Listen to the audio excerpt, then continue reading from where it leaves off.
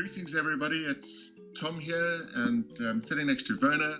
We are from Pomerol Partners, and we've been hard at work during the lockdown months preparing Tourism Today. We're here this afternoon to give you a bit of a sneak preview.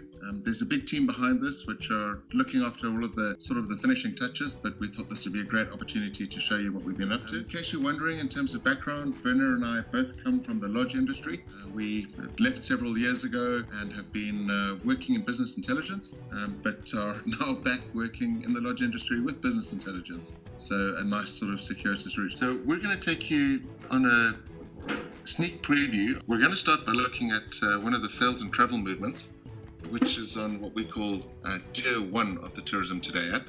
And that is mostly focused and centered around the recovery from the corona pandemic. If you take a look at the top of this particular tab, we've got 4 KPIs there. So what you need to know about this particular set of KPIs is that we are tracking 172 properties in 25 different areas or districts across 7 countries, and we are analyzing 408,000 reservations. This particular tab is really split into 2 halves, if you like. On the left-hand side, we're going to be looking at sales based on creator date, and really that is a good sort of trending of what the various reservation teams across Africa are doing in terms of creating bookings. On the right-hand side, we're really going to be focusing on when people are actually arriving at the lodges.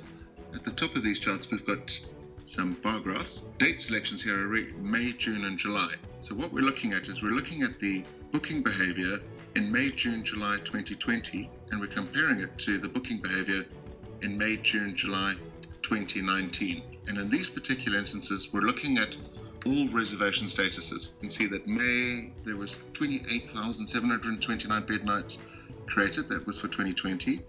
There was a recovery into June where 43,272 bed nights were created, and we've gone up from there to circa 50,000 bed nights in the last month. Beneath that, we've got 2 maps.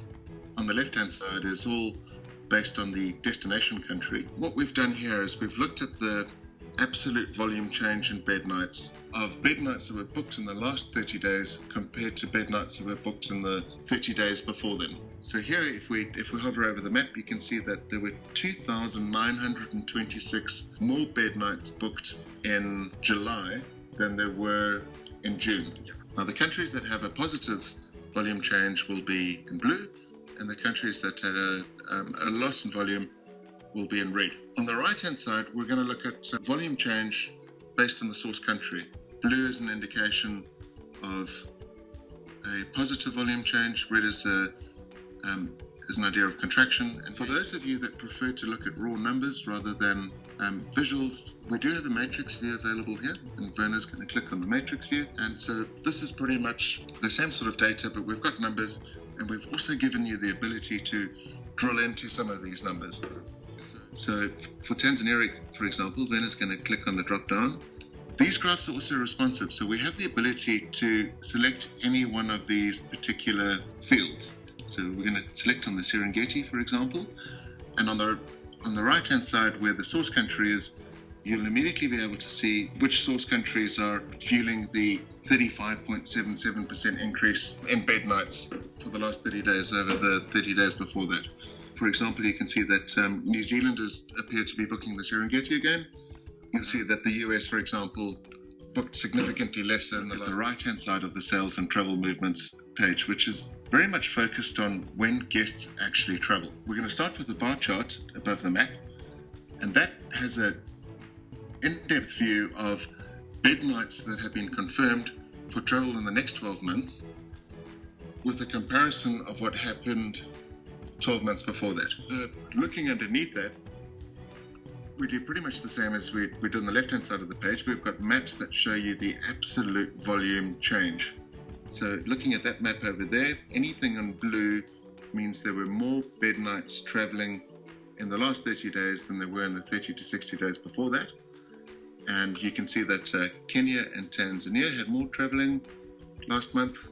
So we've moved across to the occupancy tab to give you a little bit more of a flavour of what Tourism Today is all about. At the top there, you'll notice that the KPIs have changed from the previous page.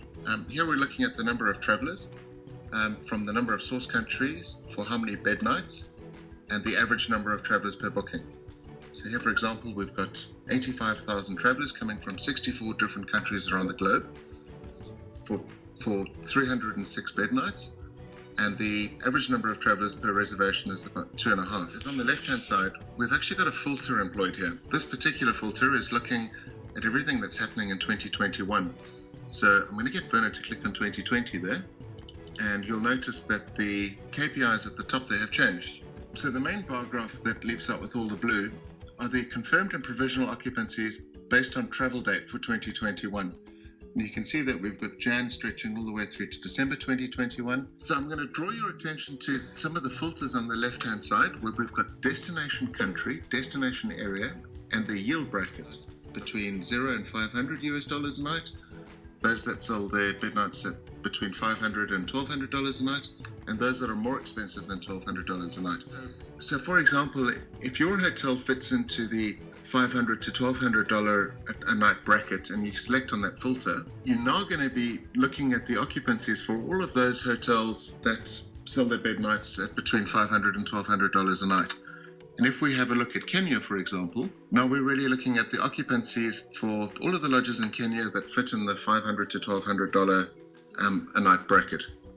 If we go to below the bar graph and we click on the little drop down, you will see all of those areas there. And then right from January all the way through to December, you can see the different occupancies set out very neatly in a heat map, where green are the higher occupancies and red are the slightly lower occupancies. So that's a really quick sneak peek at what we've been up to with the front end of tourism.today.